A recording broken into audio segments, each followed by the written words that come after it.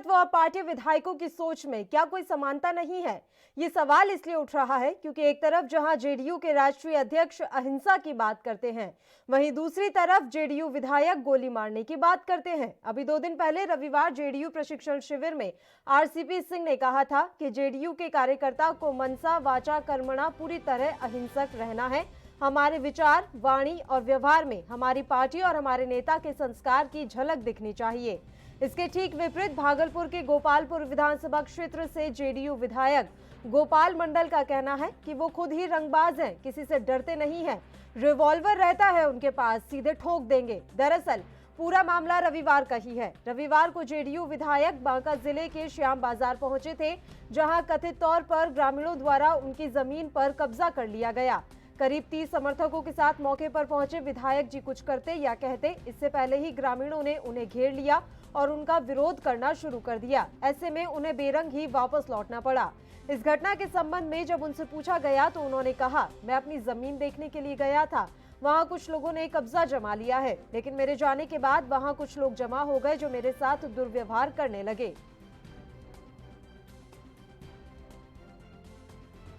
क्या कि जाना चाहे जाना चाहे हम जाएंगे नहीं तो क्या करेंगे? हम सिर्फ देखने के लायक थे, बाकी कोई बात नहीं। बंधक बनाने की जो बात आ रही है वो क्या सही है? अरे भाई ये घंटा डिस्टर्ब किया, बंधक कहिए जो कहिए। अब गोपाल में कहीं बंधक में जाता है, बंधक बन गया तो उसी टाइम मर गया। अरे हथियार अगर या जो आपके साथ नहीं रहता है तो कुछ बड़ी घटना हो सकती थी।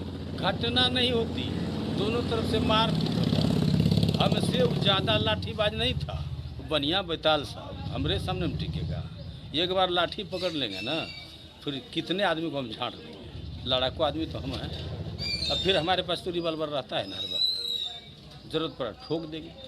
और कल आपके पास बॉडीगार्ड हो चाहे ये सब नहीं रहता तो कोई घटना होने का आशंका। अब वो तो क्या कहा जाए, हाँ नहीं कुदरत नहीं, ये क्या कहा जाए उसको, वो तो अलग बात है ना। क्या होता नहीं होता, हो सकता कोई नहीं रहता, आक्रोश में हम ही मार देते। अब फिर उन लोगों का इलाका था, गांव था, हम दूर से गए। कब लिए थे सर जमीन? जमीन लिए थे 9 महीना हो गया करीब। इसी बीच में एकदम रफ्तार में वो लोग एक ही टाइप का ईटा, एक ही साइज का मकान लगा, एक ही मिस्त्री ने बना लिया। कितना मकान बना रहे हैं? और 2500 बीघा में बना लिया, कहीं बाउंड्री वाल कर दिया, कहीं कुछ पड़ती रहा ही नहीं। आप उसमें क्या करना चाहते थे? स्कूल बनाना चाहते थे। अब आपका क्या उसमें कुछ आप स्तर प्रशासन स्तर से कुछ पहल किया? हाँ, प्रशासन स्तर से एसपी हमारी मदद में हैं। अब सिस्टम से जाएंगे ना, वो खाली वो लोग कराएगा। हम स्पष्ट कर दिए 24 तारीख को विधानसभा खत्म होने वाली है भाई, उसके बाद हम आएंगे 25 या 26 को आएंगे। हमका पेपर लेके, आप लोग पेपर लेके रहिएगा, फ़ोन कर देंगे। आप लोग फ़ोन नंबर लिए हैं। अगर हमारा ज़मीन निकला तो बोल्डेजर लेके तोड़ देंगे, तोड़ दीजिए, हम तोड़ देंगे, आदमी को तोड़ देंगे। तो ये साला ज़मीन क्या है?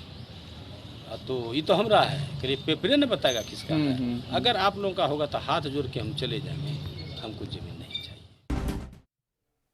और चलिए इस मसले पर चर्चा की शुरुआत कर लेते हैं। जेडीयू विधायक के बिगड़े बोल के बाद लगातार उनके ऊपर आरोपों की बौछार हो रही है। आपको बता दें, मुख्य विपक्षी पार्टी बिहार की आरजेडी, वहां से लगातार निशाना साधा जा रहा है और कहा जा रहा है कि नीति और नियत में साफ तौर पर फर्क है। इस समय आरजेडी के ही प्रवक्ता इस समय हमारे साथ लाइव जुड़ गए हैं, चंद्रशेखर जी। सीधा उन्हीं का रुख कर लेते हैं। चंद्रशेखर जी, जेडीयू के रंगबाज विधायक गोपाल मंडल का बयान तो आपने सुना ही होगा, रिवॉल्वर रहती है उनके पास, अगर जरूरत पड़ी तो वो किसी को भी ठोक सकते हैं। आपकी प्रतिक्रिया इस पर?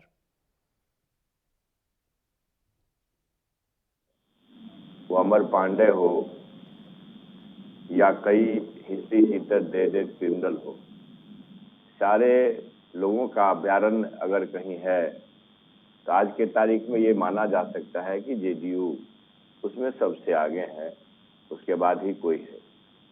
एक से एक लोमहर्षक घटनाओं का गवाह हुआ है बिहार और ये देश, जहां ऐस बीमारी में जब शासन फेल करती है तो लीची के खराबी का बहाना बनाती है।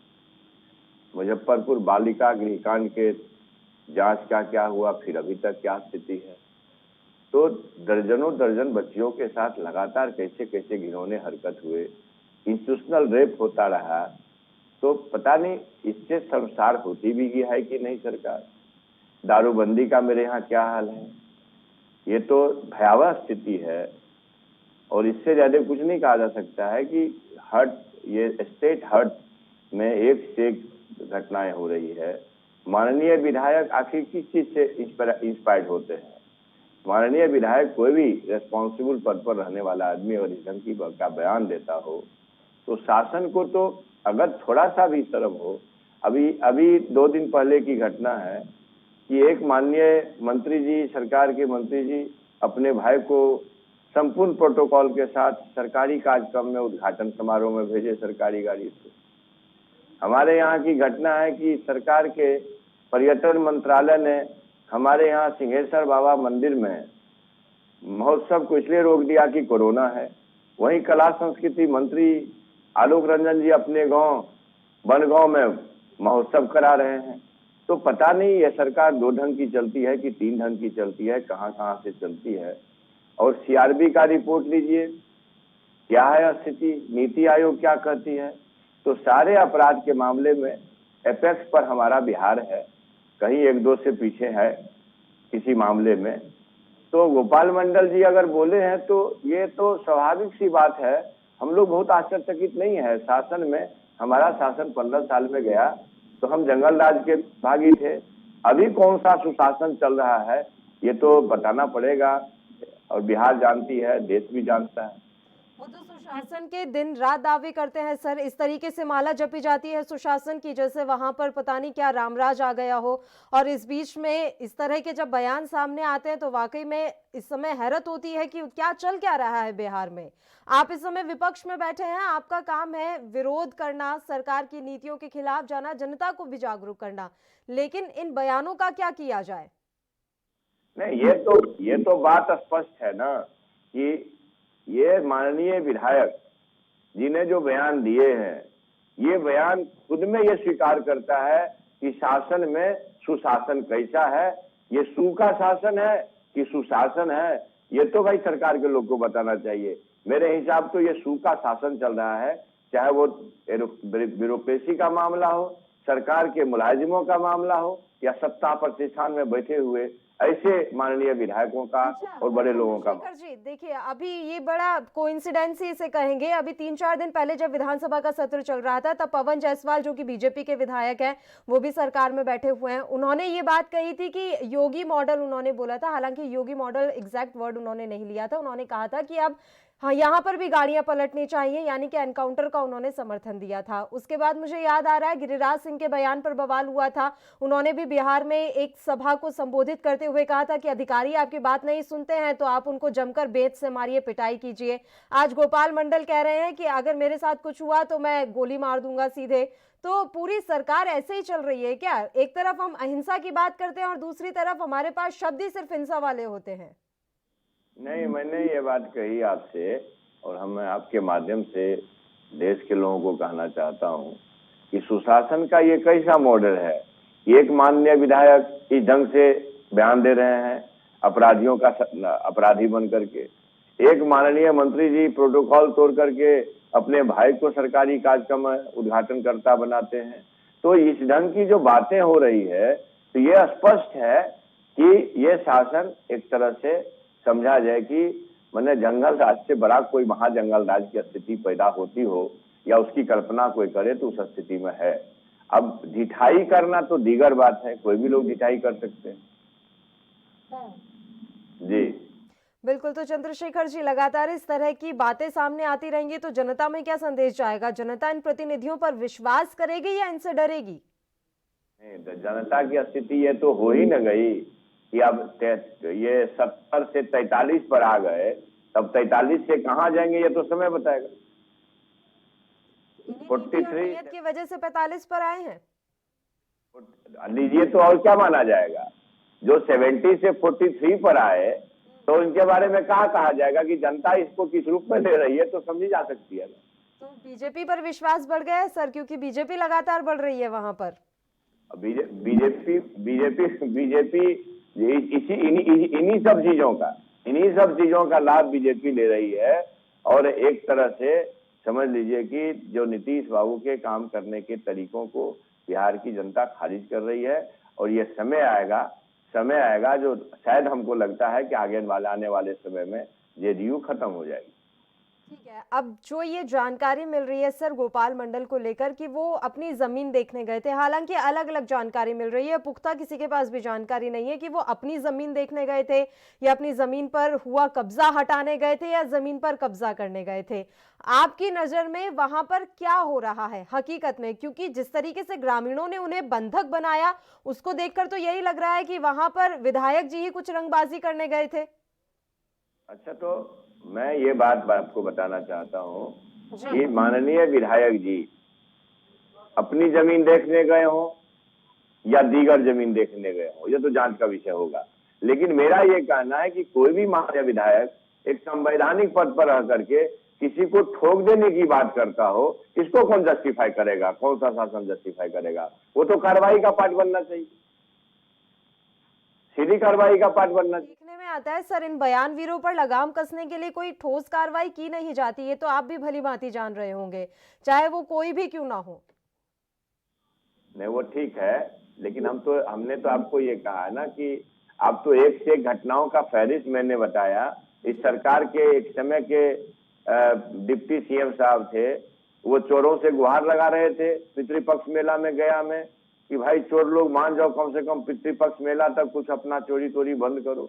तो ये तो शासन चला रहे हैं कि शासन चल रहा है, ये अपराधियों के हाथ में शासन है कि किसके हाथ में शासन है, ये तो सब लोग देख रहे हैं ना। तब तो 70 से 43 हो गए 43। उससे पहले तो कहते थे कि भाई ये शकल है नीतीश बाबू का, उसके शकल पर महागठबंधन जीत के आई है, हमारी पार्टी को एटीज हो गया। तो अब तो भाई हम लोग अलग हैं, हम तो सबसे बड़ी पार्टी है, 75 है, वो तो सत्ता में रह करके 43 है। ठीक है सर, इस समय जेडीयू से भी हमारे साथ प्रोफेसर यादव लाइव जुड़ गए हैं, उनका भी रुख कर लेते हैं। प्रोफेसर यादव, आपके एक विधायक के बयान पर इस समय सियासी बवाल मचा हुआ है। गोपाल मंडल कह रहे हैं मेरे पास रिवॉल्वर रहती है, मैं ठोक दूंगा, तो ये किस तरीके से देखा जाए इस बयान को? जनता में विश्वास पैदा करने की कोशिश की जा रही है या पूरी तरीके से खौफ का माहौल बनाया जा रहा है? नहीं, ये तो मैं अच्छा नहीं मानते हम लोग। राजनीति करने वाले लोगों के जुबान से यह शब्द निकलना उचित नहीं है।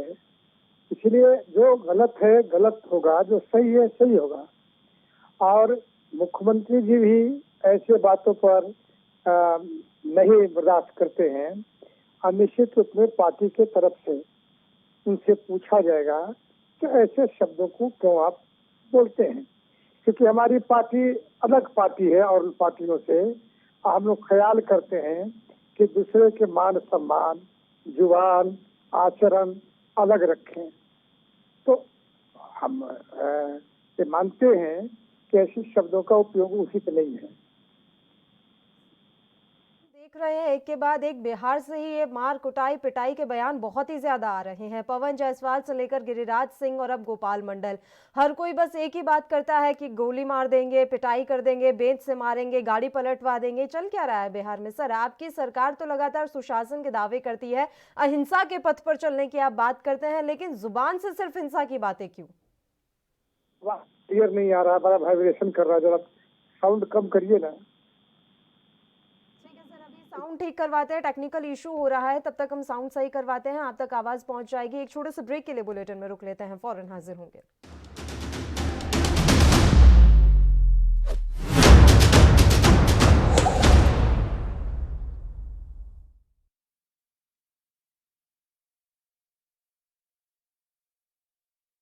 कम ब्रेक और ज्यादा खबरों के साथ देखिए ANB news in channel number पर।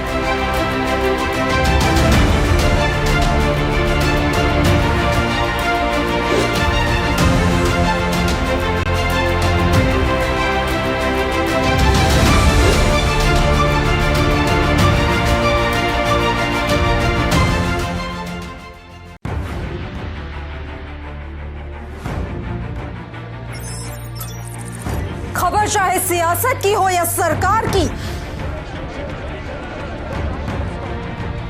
खबर चाहे भ्रष्टाचार की हो या गुनहगार की, दिन भर में क्या रहा देश जगत का हाल, किस मुद्दे ने बनाई किसकी सरकार, रखते हैं हम सब पर नजर, पहुंचाते हैं हम हर खबर। हम हैं ANB न्यूज। क्या आप दुबले पतले कमजोर हैं, आपकी सेहत नहीं बनती, भूख कम लगती है, वजन नहीं बढ़ता? दरअसल मेन बात खाना पीना खाना नहीं है, मेन बात है खाया पिया लगना। और अगर खाया पिया लगेगा ही नहीं तो सेहत बनेगी कैसे? इसलिए हमारी संस्था सन्यासी आयुर्वेदा ने एक ऐसी दवा बनाई है जो कि आपके पाचन तंत्र को, आपके लीवर सिस्टम को ठीक करने का काम करती है, ताकि आप जो भी खाएं उसका पूरे का पूरा निचोड़ आपके शरीर को लगे, आपकी भूख बढ़े, खाया पिया सही से लगे, नया खून बने, हड्डियों में जान आए, वजन बढ़े, ताकत बढ़े, चेहरे पर नूर आए और आप मोटे तगड़े खूबसूरत पर्सनैलिटी के मालिक बन जाएं। यह दवा पूरी तरह से आयुर्वेदिक होती है। इसका शरीर पर कोई भी साइड इफेक्ट, कोई भी नुकसान या दुष्प्रभाव नहीं होता। लड़के लड़कियां दोनों इसका इस्तेमाल कर सकते हैं और पहले 15 दिन के अंदर ही आपको इसका असर महसूस हो जाएगा। सिर्फ 650 रुपए की पूरे 1 महीने की दवा होती है और आप इसे घर बैठे 01145454545 पर फोन करके दवा मंगवा सकते हैं।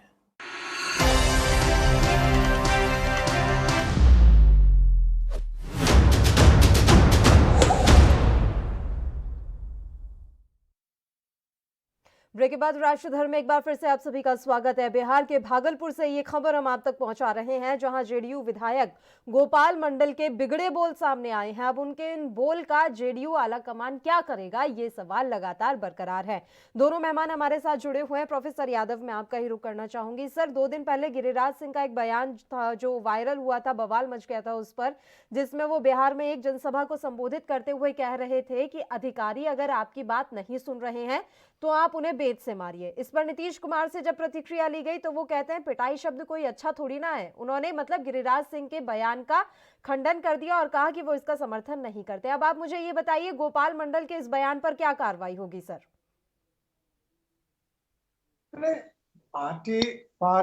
पार्टी उस पर विचार करेगी।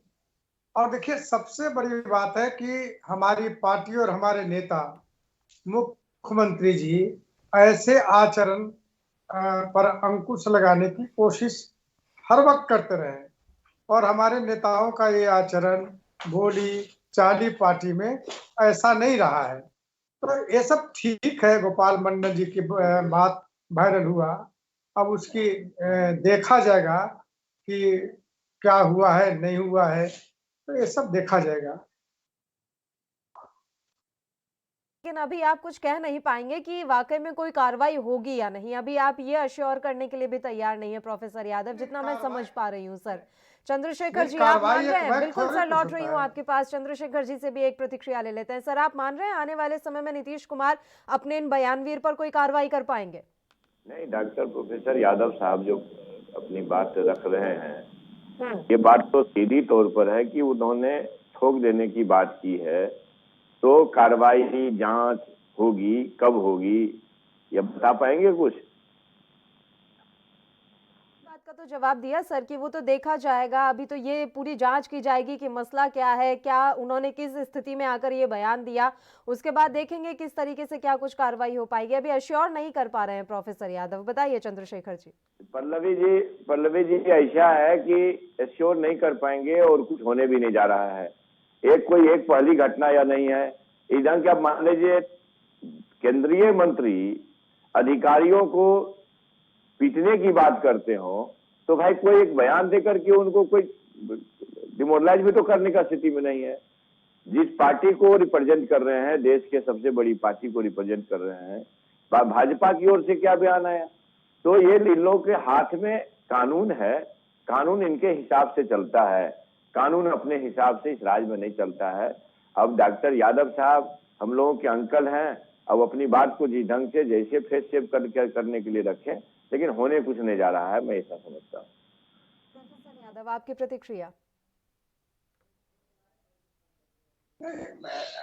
मतलब पार्टी में जो भी सवाल उठता है या पब्लिक डोमेन में जो भी बात जाती है, तो पार्टी जरूर उस पर चिंतन मनन करता है और उसकी जांच कराती है। तो यदि आप एक वेग चाहते हैं कि कोई बात हो जाए किसी भी पार्टी में, वो संभव नहीं है।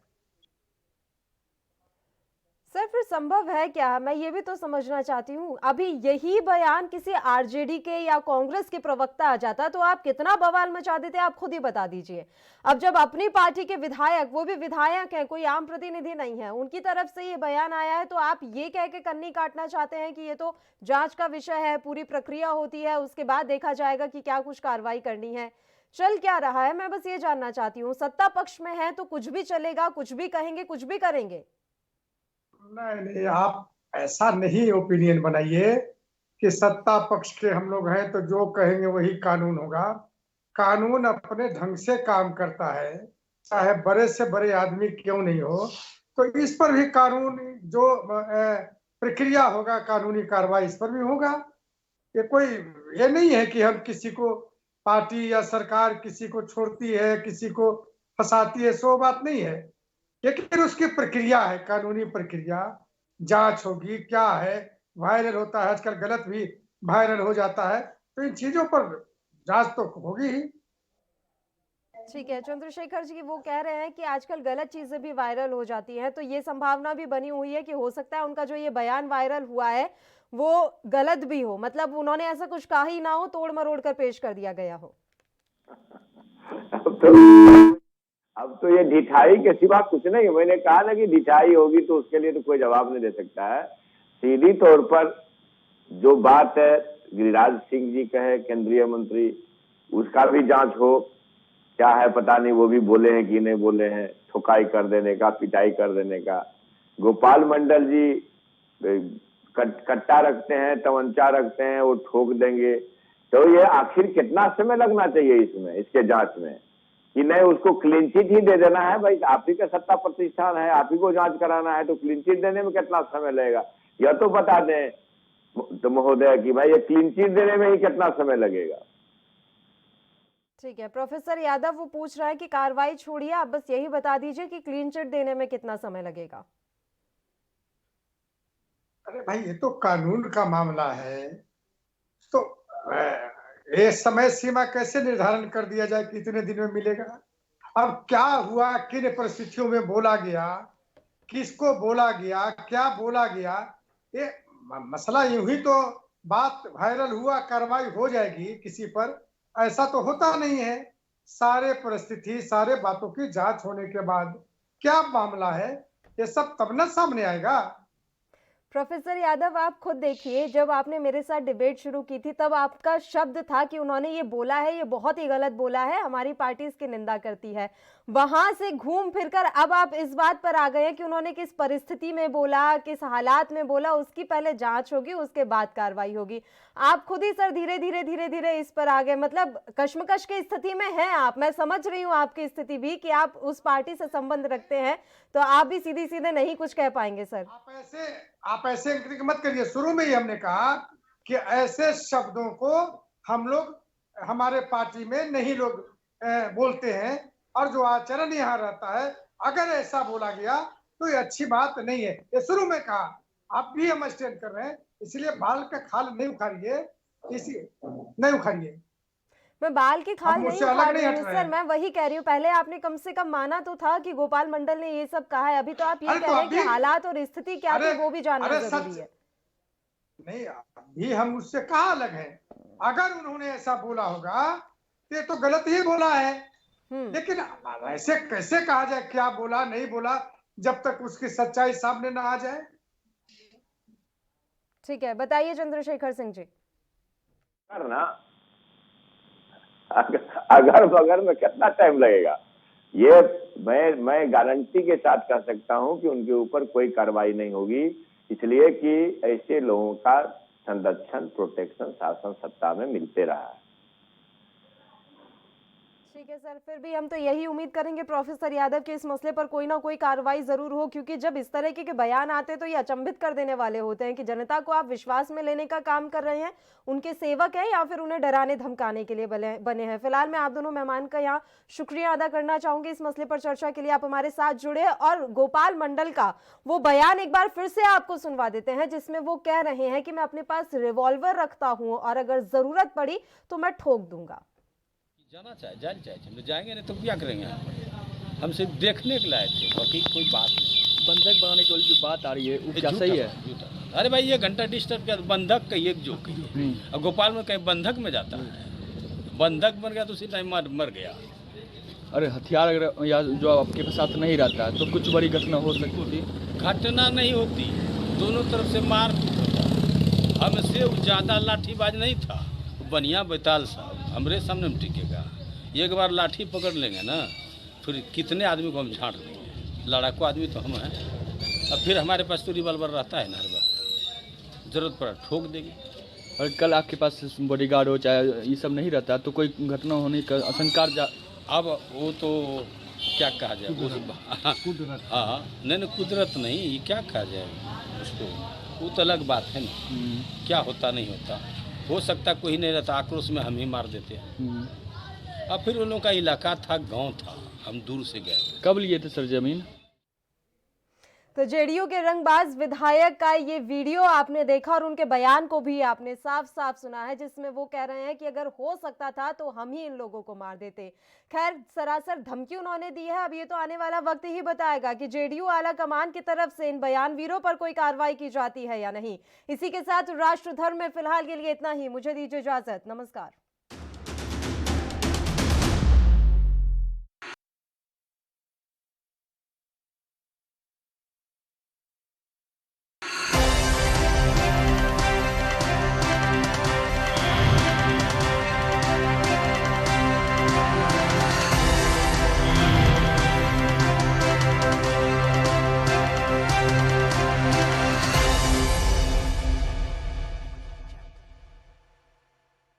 क्या आप दुबले पतले कमजोर हैं, आपकी सेहत नहीं बनती, भूख कम लगती है, वजन नहीं बढ़ता? दरअसल मेन बात खाना पीना खाना नहीं है, मेन बात है खाया पिया लगना। और अगर खाया पिया लगेगा ही नहीं तो सेहत बनेगी कैसे? इसलिए हमारी संस्था सन्यासी आयुर्वेदा ने एक ऐसी दवा बनाई है जो कि आपके पाचन तंत्र को, आपके लीवर सिस्टम को ठीक करने का काम करती है, ताकि आप जो भी खाएं उसका पूरे का पूरा निचोड़ आपके शरीर को लगे, आपकी भूख बढ़े, खाया पिया सही से लगे, नया खून बने, हड्डियों में जान आए, वजन बढ़े, ताकत बढ़े, चेहरे पर नूर आए और आप मोटे तगड़े खूबसूरत पर्सनैलिटी के मालिक बन जाएं। यह दवा पूरी तरह से आयुर्वेदिक होती है। इसका शरीर पर कोई भी साइड इफेक्ट, कोई भी नुकसान या दुष्प्रभाव नहीं होता। लड़के लड़कियां दोनों इसका इस्तेमाल कर सकते हैं और पहले 15 दिन के अंदर ही आपको इसका असर महसूस हो जाएगा। सिर्फ 650 रुपए की पूरे 1 महीने की दवा होती है और आप इसे घर बैठे 01145454545 पर फोन करके दवा मंगवा सकते हैं।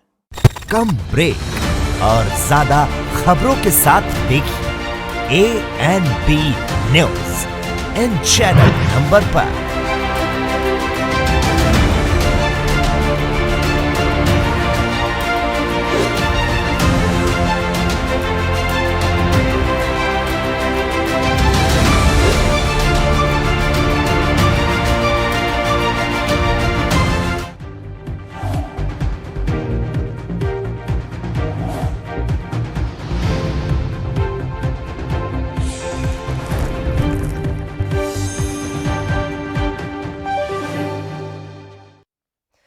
नमस्कार, एएनबी न्यूज में आप सभी का स्वागत है। मैं हूं आपके साथ पल्लवी राजपूत और इस बुलेटिन में आज के मुद्दे का रुख कर लेते हैं। पश्चिम बंगाल चुनाव में आने वाले दिनों में बीजेपी की ओर से बाटला हाउस एनकाउंटर केस का मुद्दा उठाया जा सकता है। मंगलवार को केंद्रीय मंत्री रविशंकर प्रसाद ने ममता बनर्जी और सोनिया गांधी पर इस मामले में हमला बोलकर इसके संकेत दिए। सोमवार को साकेत कोर्ट की ओर से आतंकी आरिज खान को एनकाउंटर में दोषी करार दिए जाने के बाद रविशंकर प्रसाद ने हमला बोला। उन्होंने कहा कि ममता बनर्जी ने कहा था कि यदि यह एनकाउंटर फर्जी ना साबित हुआ तो वह राजनीति छोड़ देंगी। अब वह क्या जवाब देंगी? कोर्ट के फैसले का जिक्र करते हुए रविशंकर प्रसाद ने कहा, अमर सिंह और ममता बनर्जी ने जामिया नगर में कार्यक्रम में हिस्सा लिया था और एनकाउंटर की न्यायिक जांच की मांग की थी। ममता बनर्जी ने कहा था कि मैं राजनीति छोड़ दूंगी। सलमान खुर्शीद ने कहा था कि एनकाउंटर की तस्वीरों को देखकर सोनिया गांधी के आंसू निकल रहे थे। मेरा यह सवाल है कि क्या अभी सोनिया गांधी के आंसू निकल रहे हैं या फिर नहीं।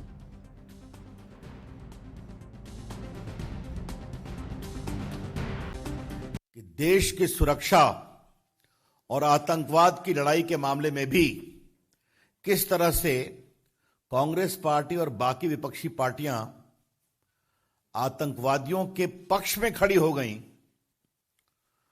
और दिल्ली के अंतर्गत एक भीषण आतंकवादी हमला हुआ था, उसमें पूरे पुलिस के हिम्मत को तोड़ने की कोशिश की गई। आपको मालूम है 13 सितंबर 2008 को दिल्ली में सिलसिलेवार धमाके हुए थे।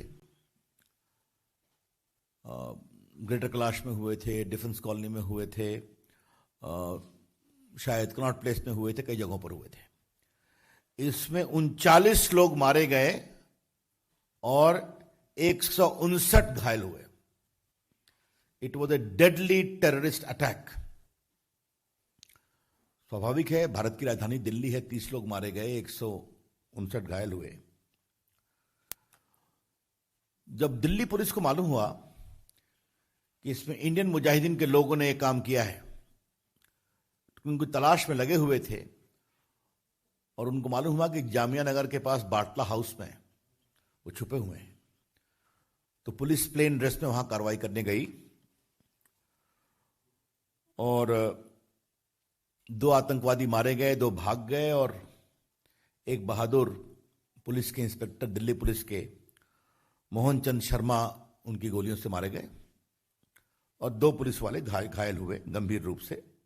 कोर्ट ने क्या माना है कल के फैसले में, जिसमें उन्होंने आरिज खान को दोषी पाया है कि भारत की एकता और अखंडता पर हमला था, यह आतंकवाद की घटना थी और लगभग 100 गवाहों की गवाही और इलेक्ट्रॉनिक एविडेंस के आधार पर उन्होंने पूरे इस घटना को सही पाया है। इलेक्ट्रॉनिक एविडेंस में वॉइस सैंपल है, बाकी जो डिजिटल रिकॉर्ड्स होते हैं वो सब है, उसके विस्तार से मैं जाना नहीं चाहूंगा। आपने सलमान खुर्शीद का वक्तव्य सुना होगा कि सोनिया गांधी को मालूम हुई इस हमले के बारे में और 2 लोग आतंकवादी मारे गए तो आंखों में आंसू उनके आए थे। ये पब्लिक स्टेटमेंट है, रिकॉर्ड पर है, आज के अखबारों ने कहा है। उस समय पार्टी का मुख्य प्रवक्ता भी था स्वनाम धन दिग्विजय सिंह, तो आजमगढ़ चले गए और उनका एक पब्लिक स्टेटमेंट था कि गोली तो यहां पर लगी है सर के ऊपर, तो हमला कहां से करेंगे। मैंने पूरे इस घटना को एक प्रकार से जबरदस्त संदेह में डालने की कोशिश की गई। There was a conscious, deliberate and consistent attempt to cast serious doubt over the authenticity of this Batla House incident, designed to weaken the morale of the Delhi police and give clear support to terrorists and their design. Why? For pure vote bank politics. सिर्फ vote bank politics के लिए किया जा रहा था। मुझे याद है मैंने दिल्ली के बीजेपी दफ्तर में एक बड़ा प्रेस कॉन्फ्रेंस किया था, उस समय 11 अशोक रोड हुआ करता था। अगर आप लोगों ने पुराने रिकॉर्ड को देखेंगे तो मैंने कहा, सोनिया जी मुझे आपसे एक सवाल पूछना है कि आपकी सरकार जिसकी आप चेयरपर्सन हैं, वो मोहन चंद शर्मा जी को अशोक चक्र की घोषणा देती है जो 2009 में दिया गया, और आपके महामंत्री जनरल सेक्रेटरी श्रीमान दिग्विजय सिंह आजमगढ़ के जा करके इस पर सवाल उठा रहे हैं। आपका क्या स्टैंड है? हमने 2 दिन लगातार सोनिया जी से सवाल पूछा वो इतनी एम्बैरेस्ड हुई कि शायद मजबूरी में, देश के दबाव में दिग्विजय सिंह को कुछ क्लैरिफिकेशन देना पड़ा। आपको मैं एक स्टेटमेंट और पढ़ाना चाहता हूं, ये तो बहुत ही जोरदार स्टेटमेंट है। अक्टूबर 17, 2008 या कहिए अक्टूबर 18 होगा, ये एक्सप्रेस न्यूज सर्विस की रिपोर्ट है। मैं इसको खाली 2 लाइन पढ़ूंगा और आप सुने। On Friday, Samajwadi leader Amar Singh and Trinamool Congress chief Mamata Banerjee shared a platform in Jamia Nagar demanding a judicial probe into Batla House encounter. That was a fake encounter, and if I am proved wrong, I will stop practicing politics. Mamata Banerjee ji 2013 में शाहजादे को जो accused थे उनको आजीवन कारावास हुआ और जो मुख्य अभियुक्त थे उनको आज आरिफ खान जुनैद को सजा हो गई। 15 को वो कितनी सजा हो गई बताएंगे। ममता जी आपका क्या कहना है? क्योंकि आपने पब्लिक स्टेटमेंट में दिखा रहा हूं कि मैं पॉलिटिक्स छोड़ दूंगी। उनका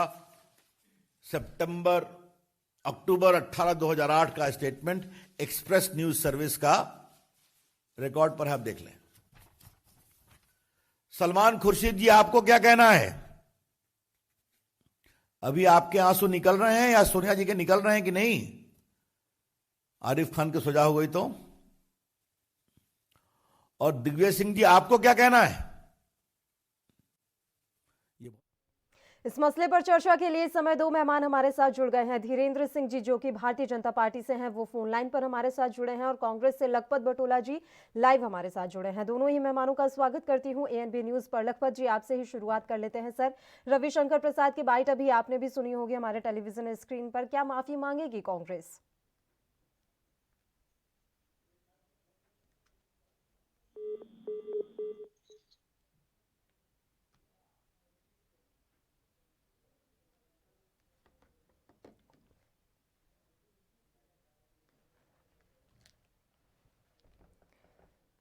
हमारी आवाज नहीं पहुंच पा रही है मेहमानों तक, हम फिर से उनसे जुड़ने की कोशिश करेंगे। तो आपको जानकारी दे दे, 13 सितंबर 2008 को दिल्ली में हुए सीरियल ब्लास्ट के बाद बाटला हाउस एनकाउंटर से जुड़े एक केस में दिल्ली की एक अदालत ने इंडियन मुजाहिदीन के आतंकी आरिज खान को दोषी करार दिया है।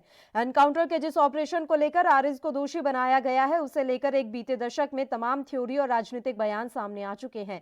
इसे चाहे मुस्लिम वोटों का तुष्टीकरण कहें या कुछ और, लेकिन एक दशक के इस दौर में ममता बनर्जी सरीखे तमाम ऐसे नेता रहे हैं जिन्होंने इस एनकाउंटर में मारे गए दोषियों से ही संवेदना जताते हुए बयान दिए थे। ममता बनर्जी के ऐसे ही एक बयान को लेकर बीजेपी ने अब उन्हें उनका भाषण याद दिलाया है। दरअसल ममता बनर्जी ने 17 अक्टूबर 2008 को दिल्ली के जामिया नगर में एक सभा को संबोधित करते हुए बाटला हाउस के एनकाउंटर को फर्जी बताया था। ममता उस वक्त तृणमूल कांग्रेस की अध्यक्ष थी और पश्चिम बंगाल में उस वक्त वाम दलों की सरकारें थी, और ऐसे ही लगातार बीजेपी की तरफ से अब कांग्रेस पर भी निशाना साधा जा रहा है। दोनों मेहमान हमारे साथ जुड़ गए हैं, रुक कर लेते हैं। लखपत जी, मेरी आवाज पहुंच रही है आप तक?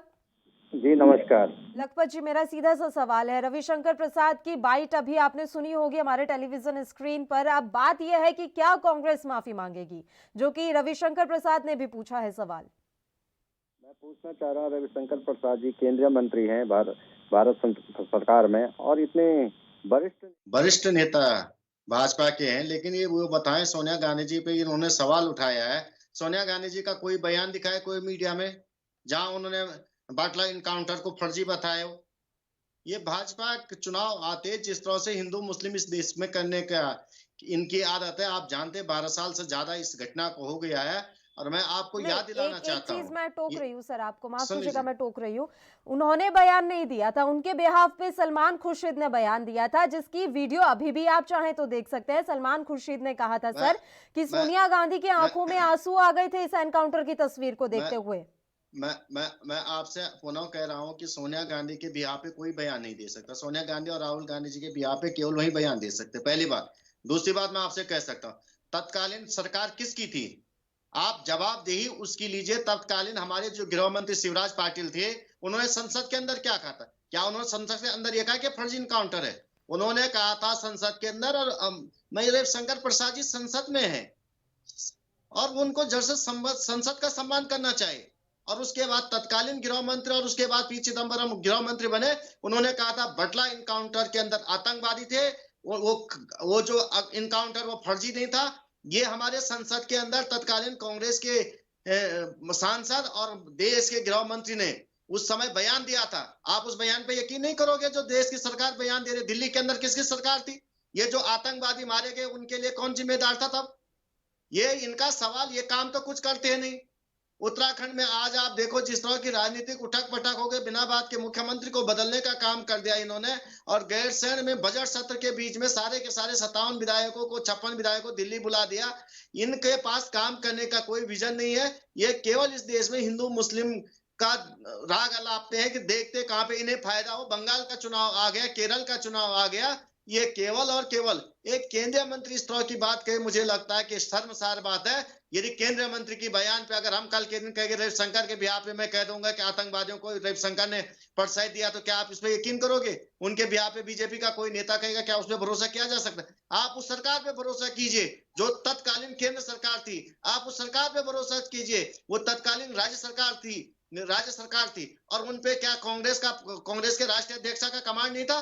क्या सरकार ने ये कहा है कि सोनिया गांधी जी ने ये बात कही है? या संसद के अंदर जो हमारे गृह मंत्री ने जवाब दिया उसको आप दिखाइए कि क्या जवाब दिया था गृह मंत्री ने। शिवराज पाटिल ने क्या जवाब दिया था उस समय, उसको दिखाने का काम कीजिए। धीरेन्द्र सिंह आपके पास आना चाहेंगे सर। वो साफ तौर पर कह रहे हैं कि किस बिहाफ पे और किसने बयान दिया और सोनिया गांधी ने कब सामने आकर ये सारी चीजें कही हैं वो बताइए।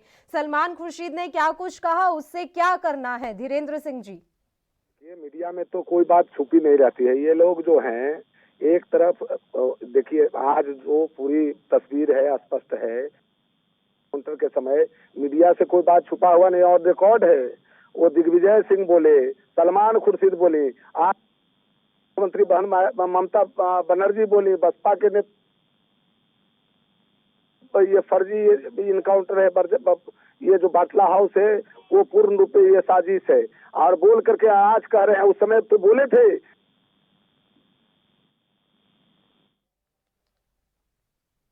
क्या उस समय दिग्विजय सिंह क्या केंद्र के मंत्री थे, गृह मंत्री थे? वो जनता जान गई है और जनता से पूछती ही नहीं है।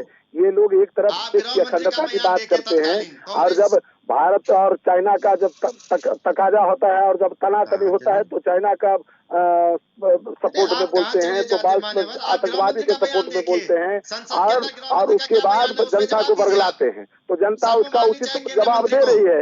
लोकतंत्र में देखिए आप पहला बात, आप पूर्व केंद्रीय मंत्री एक बार पूरा जवाब ले लेने दीजिए उनका सर। जब आप बोल रहे थे तो वो आपके बीच में नहीं बोल रहे थे, तो एक बार उनका जवाब ले लेने दीजिए, उसके बाद मैं आपके पास ही आ जाऊंगी। सरकार जवाब दे होती, दिग्विजय सिंह कोई पार्टी में और दिग्विजय सिंह कोई सरकार का प्रतिनिधित्व नहीं करते थे। एक बात बताइए लखपत जी, जब इतना सेंसिटिव मुद्दा होता है तब कोई कैसा व्यक्तिगत बयान दे सकता है? आप मुझे ये बात बताइए। आज आप कह रहे हैं कि सलमान खुर्शीद ने जो कहा था उन्होंने अपने हिसाब से कह दिया, कोई किसी के बिहाफ पे नहीं कहा था। आज आप कह रहे हैं दिग्विजय सिंह कौन होते हैं? तो इतने सेंसिटिव मुद्दे पर क्यों उठाए जाते हैं सवाल सर? आप गृह मंत्री के जवाब पे कोर्ट कीजिए।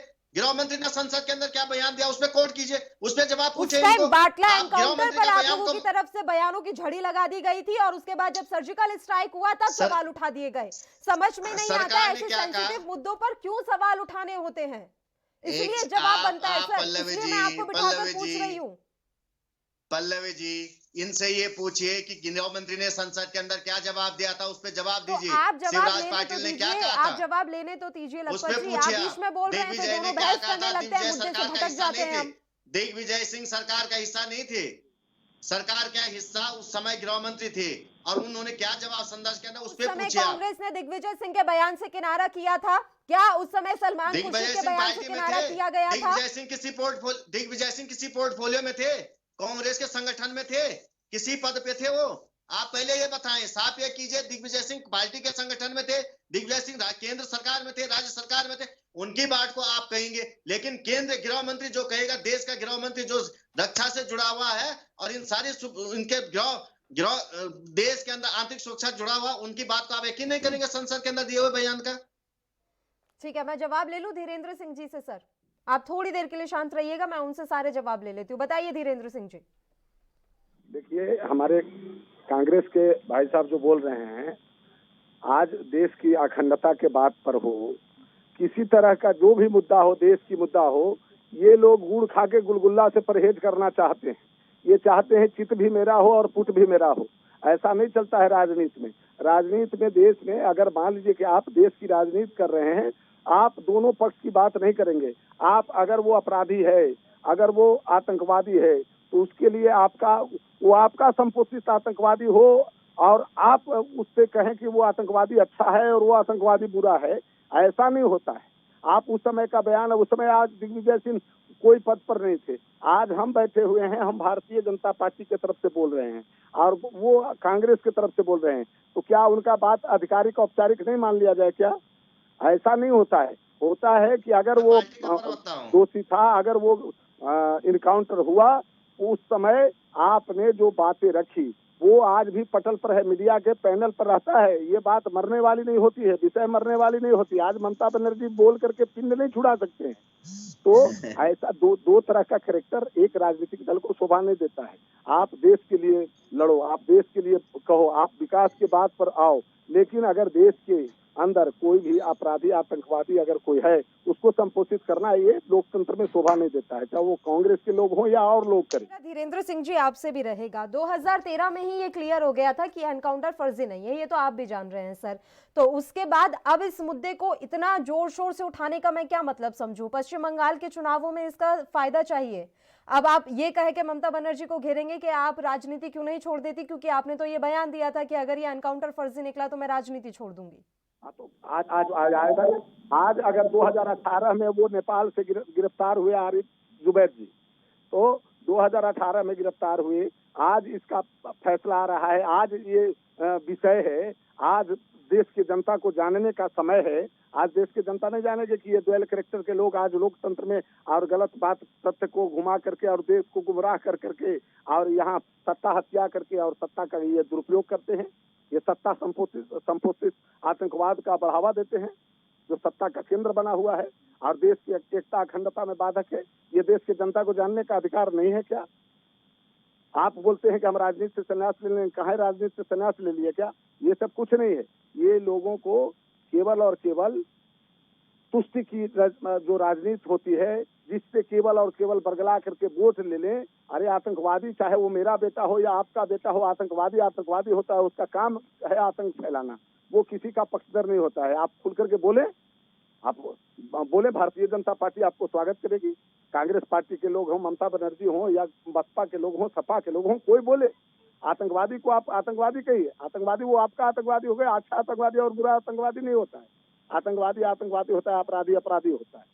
तो ये अच्छा बुरा वाला प्रभाव कहाँ से ये ला रहे हैं? ये कौन सी बात हुई? और रविशंकर प्रसाद जी ने क्या गलत कहा? रविशंकर प्रसाद जी ने याद करा रहा है तो क्या गलत उन्होंने कहा? कौन सी बात गलत कही? बताइए लखपत जी। मैं एक बात कहना चाह रहा हूँ, कब किसी पार्टी ने कहा अच्छा आतंकवाद बुरा आतंकवाद? दूसरी बात, भाजपा कौन होती है जिनको सफाई ने हम? मैं एक चीज पूछना चाह रहा हूँ, संसद के अंदर तत्कालीन केंद्रीय मंत्री ने, गृह मंत्री ने बयान दिया है और दो गृह मंत्रियों ने बयान दिया है। ये इनकाउंटर किसने करवाया था? कांग्रेस की सरकार में हुआ था। आतंकवादियों को मारने का काम किसने? कांग्रेस ने किया था। इसको कोर्ट ले जाने का काम किया कांग्रेस ने किया। और गृह मंत्री ने संसद के अंदर जो बयान दिया उस पर आप यकीन नहीं करोगे। और यदि दिग्विजय सिंह जो पार्टी में न कांग्रेस पार्टी में किसी पद पे थे और न वो सरकार का प्रतिनिधित्व करते थे, तो आप ये बताएं संसदीय प्रणाली में किसका भरोसा करना चाहिए लोकतंत्र में? और रविशंकर प्रसाद जी खुद सरकार का हिस्सा है और उस संसद का सम्मान नहीं करते जिस संसद में वो बैठते। उस संसद के अंदर के बयान दिए हुए बयानों, गृह मंत्रियों के बयानों को आप काटना चाहते हैं। लोग नहीं समझते कि आपने डीजल पेट्रोल की कीमतें कहां ले गए, एलपीजी की कीमत कहां ले गए, देश के बेरोजगारी कहां चले गए। आप इन चीजों पे चुनाव तो लड़ नहीं सकते। आपको कोई ना कोई मुद्दा चाहिए और ये 12 साल बाद, 14 साल बाद हर बार एक मुद्दा उछालेंगे। मैं आपसे ये कह रहा हूं, 2 दिन पहले इनके केंद्रीय मंत्री ने बिहार में जाके क्या बयान दिया था? आप बताएं, देश का इंडेक्स आज इस बात पे उठता कि यहाँ बेरोजगारी कम हो गई, यहाँ पे जीडीपी प्लस में चले गई, बहुत अच्छी दहाई के अंक में जीडीपी जा रही। ये यहाँ पे होता है कि हमने रुपया को मजबूत किया, डीजल पेट्रोल सस्ता हुआ, गरीबों के जीवन सुधारा, तो ये चुनाव लड़ते। मैं आपसे ओपेक ने भी परसों कहा है कि प्रधानमंत्री जी हम पे अपने नाकामियों को मत फोड़े। मैं ये कहना चाह रहा हूं कि केंद्र सरकार काम किया तो उनको गिनाने का काम कीजिए, और जिस तरह की ये बातें कह रहे, ये बाटला इनकाउंटर कांग्रेस सरकार के टाइम पे हुआ और केंद्रीय गृह मंत्रियों ने उस समय के बयानों को उस पर आप डिबेट कीजिए।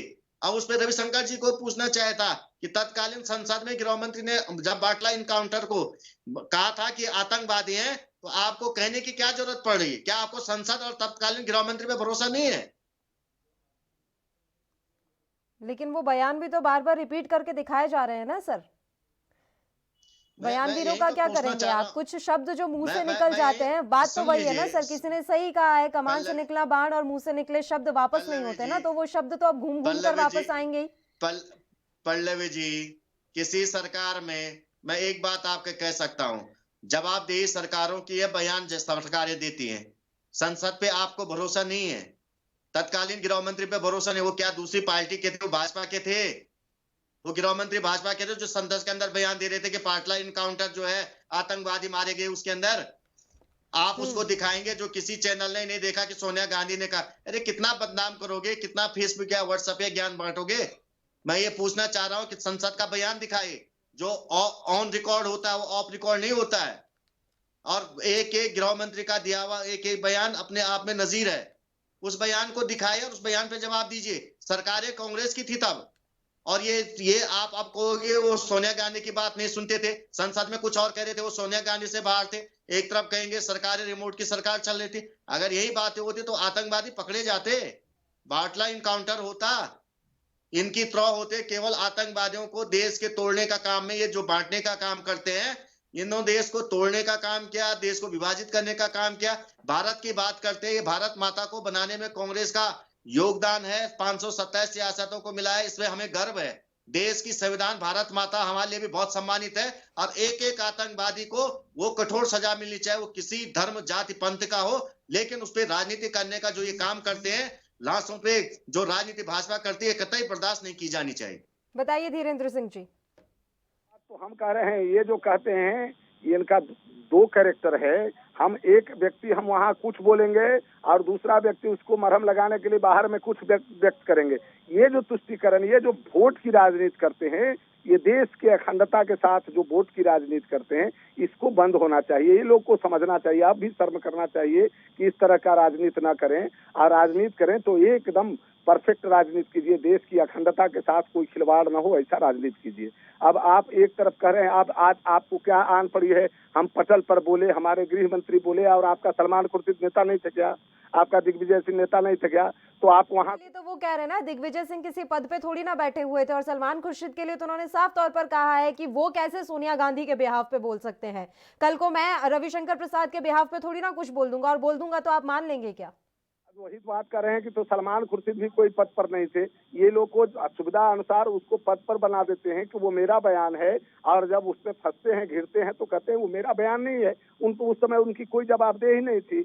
अभी हम बोल रहे हैं, भारतीय जनता पार्टी के कार्यकर्ता के हैसियत से बोल रहे हैं, तो कल के कहेंगे कि मैं भारतीय जनता पार्टी का कार्यकर्ता नहीं था, ऐसे ही फोनों पर आ गए थे, हम ऐसे बोले थे। ऐसा नहीं होता है। आप एक बात बोलो, आप भी जानते हैं, ये छुपा हुआ नहीं, क्लिप भी चल रहा है, सब जगह उनका चल रहा है। वो कहे थे कि ये फर्जी इनकाउंटर है, ये आतंकवादी नहीं है, ये हमारा राष्ट्र का धरोहर था, और धरोहर को फंसाया जा रहा है। और दूसरे तरफ कह रहे हैं कि और जब वो सिद्ध हो गया तो आज कह रहे हैं कि हम वो तो आधिकारिक बयान नहीं है। तो आधिकारिक बयान कैसा मानते हैं आप? कांग्रेस के लोग क्या आधिकारिक बयान मानते हैं? ममता बनर्जी क्या आधिकारिक बयान मानती है? ममता बनर्जी कहेंगे कि हम बोल दिए तो उस समय बोले, उस समय का बात है, अभी का कोई और बात है।